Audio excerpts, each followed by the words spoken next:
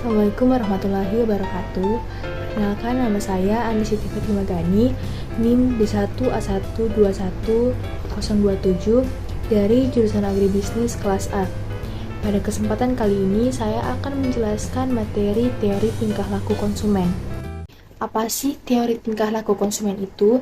Jadi, teori tingkah laku konsumen menjelaskan bagaimana konsumen memilih barang atau jasa yang akan dikonsumsi agar memberikan utility atau kepuasan yang maksimum.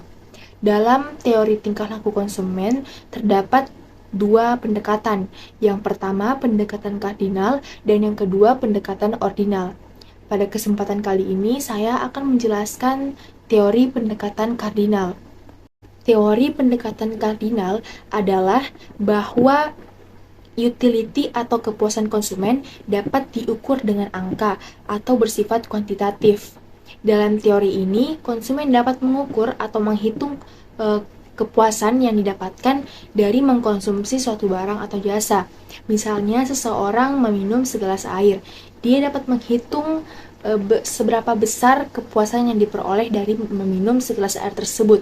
Misalnya, kepuasan yang diperoleh dari mengkonsumsi air tersebut adalah 50. Jadi, kepuasan atau utility yang diperoleh dari meminum segelas air tersebut adalah 50.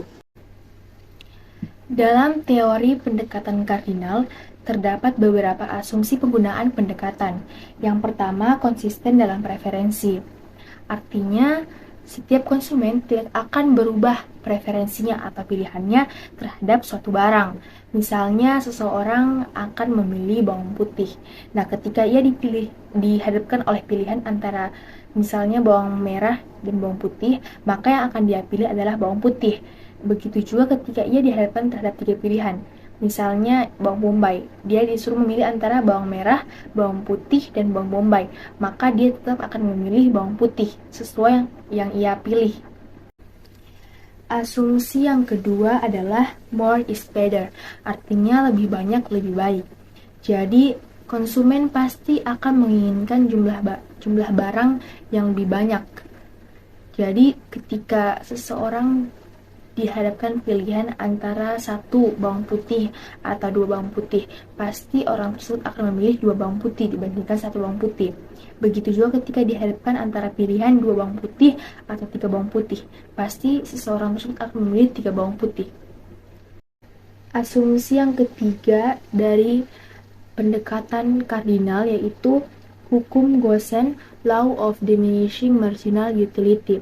Walaupun more is better berlaku pada pendekatan ini, pada asumsi pendekatan ini, namun hukum Gosen Law of Diminishing Marginal Utility berlaku, yaitu semakin banyak suatu barang yang dikonsumsikan, maka tambahan kepuasan atau marginal utility yang diperoleh dari setiap satuan tambahan yang dikonsumsikan akan menurun.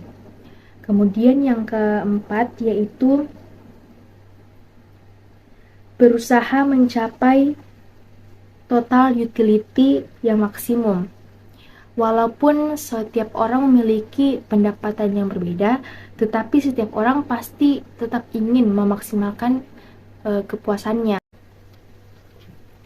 Konsep dasar dalam utility ada 2, yaitu total utility dan marginal utility.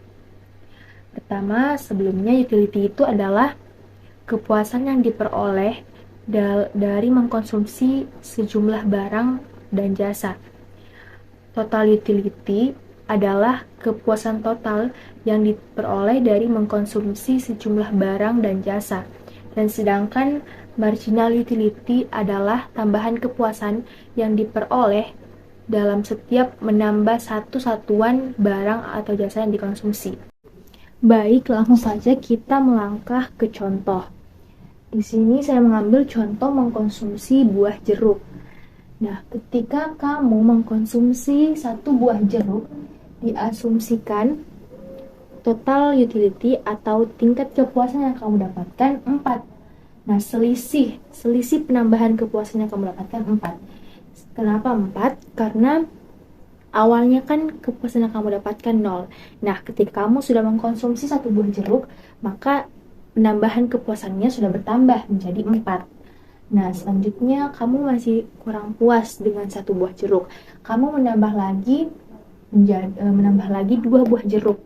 Nah, ketika kamu mengkonsumsi 2 buah jeruk, diasumsikan tingkat kepuasan yang kamu dapatkan 7. Nah, selisih penambahan kepuasan yang kamu dapatkan 3. Dari mana sih marginal utility-nya itu 3? Jadi ada rumusnya. Rumusnya yaitu marginal utility sama dengan delta TU dibagi delta Q, atau sama dengan tingkat kepuasan 2 dikurang tingkat kepuasan 1, atau dibagi jumlah Q2 dikurang Q1. Kita masukkan saja untuk mencari dari mana sih 3 itu. Berarti TU2 7 dikurang TU1 4 dibagi 2 dikurang 1. Jadi hasilnya 3. Selanjutnya, kamu masih belum puas dengan mengkonsumsi 2 buah jeruk. Jadi kamu menambah lagi mengkonsumsi 3 buah jeruk. Diasumsikan tingkat kepuasan atau TU total utility yang kamu dapatkan 9. Nah, marginal utility atau selisih penambahan yang kamu dapatkan dari mengkonsumsi 3 buah jeruk adalah 2. Itu didapat dengan menggunakan rumus ini tadi. Nah, kemudian kamu masih belum puas lagi dengan 3 buah jeruk yang kamu konsumsi. Kamu menambah lagi mengkonsumsi 4 buah jeruk. Diasumsikan total utility yang kamu dapatkan dari mengkonsumsi 4 buah jeruk yaitu 9. Nah, sementara marginal utility atau selisih penambahan yang kamu dapatkan sudah 0. Artinya di sini sebenarnya kamu sudah tidak perlu menambah lagi mengkonsumsi buah jeruk karena tingkat kepuasan maksimum kamu sudah berada di mengkonsumsi 4 buah jeruk. Nah, dari mengkonsumsi 4 buah jeruk sebenarnya kamu masih bisa minum, kamu paksa minum, tetapi selisih penambahan atau marginal utility yang kamu dapatkan sudah 0, artinya sudah tidak ada. Makanya secara teori sebenarnya kepuasan maksimum kamu itu sudah ada di mengkonsumsi 4 buah jeruk. Nah, selanjutnya ketika kamu menambah lagi mengkonsumsi 5 buah jeruk, maka tingkat kepuasan yang kamu dapatkan sudah menurun menjadi 8. Nah, selisih penambahan yang kamu dapatkan sudah minus. Artinya di sini kamu sudah muntah, sudah tidak sanggup lagi, sudah hilang kepuasanmu untuk mengkonsumsi 5 buah jeruk.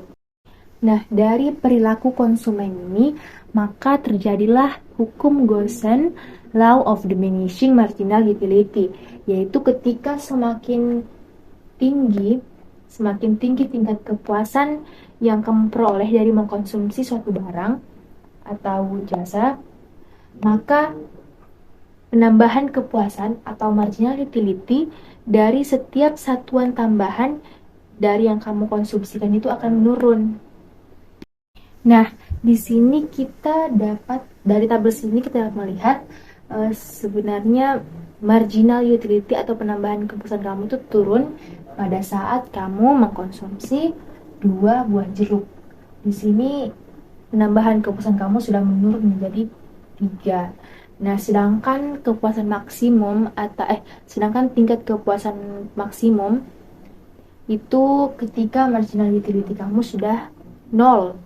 Nah, itu dapatkan marginal utility kamu 0 itu ketika kamu mengkonsumsi 4 buah jeruk. Nah, Dari teori tingkah laku konsumen tadi, tingkah perilaku konsumen tadi dalam mengkonsumsi buah jeruk, maka kita dapat membuatkan kurva total utility dan marginal utility-nya. Pada garis vertikal ini merupakan total utility dan marginal utility.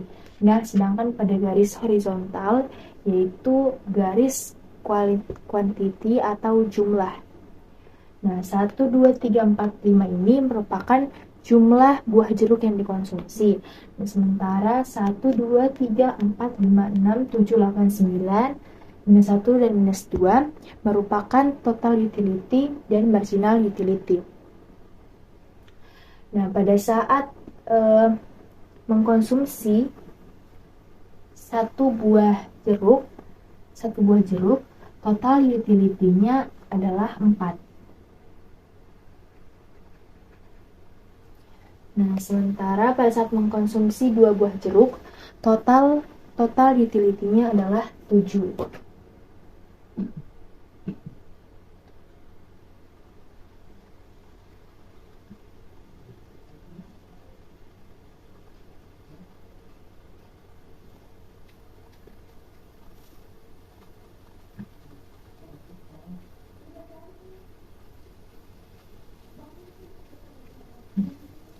Nah, pada saat dia mengkonsumsi 3 buah jeruk, maka total utility-nya adalah 9.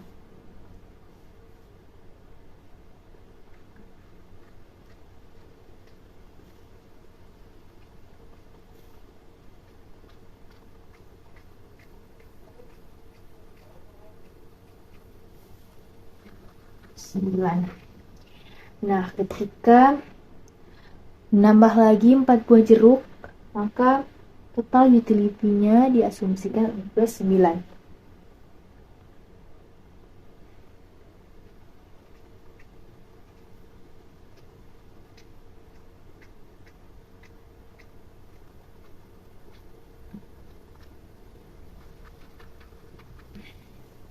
Nah, sedangkan pada saat jumlah buah jeruk yang dikonsumsi 5, total utility-nya jadi 8.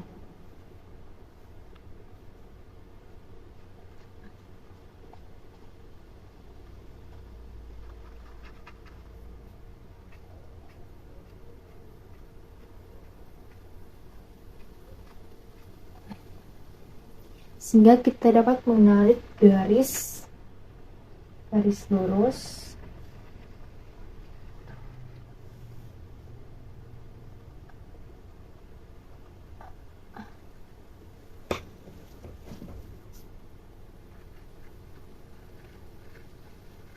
Nah, sehingga ini adalah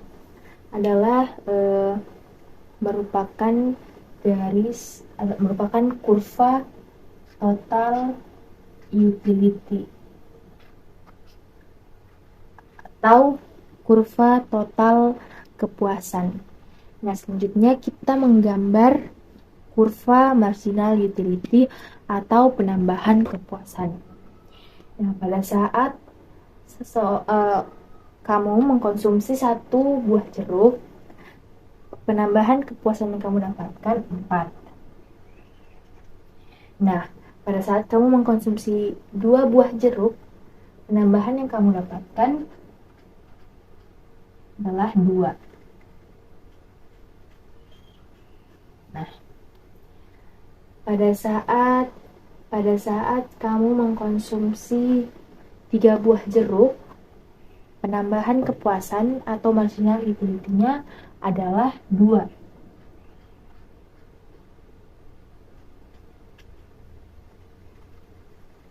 Nah, pada saat kamu mengkonsumsi 4 buah jeruk, marginal utility-nya atau penambahan kepuasannya adalah 0. Dan yang terakhir, pada saat mengkonsumsi 5 buah jeruk, penambahan kepuasan yang kamu dapatkan adalah minus 1.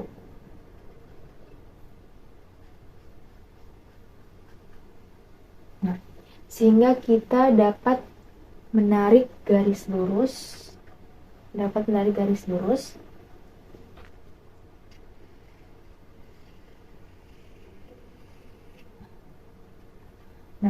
Ini merupakan kurva marginal utility.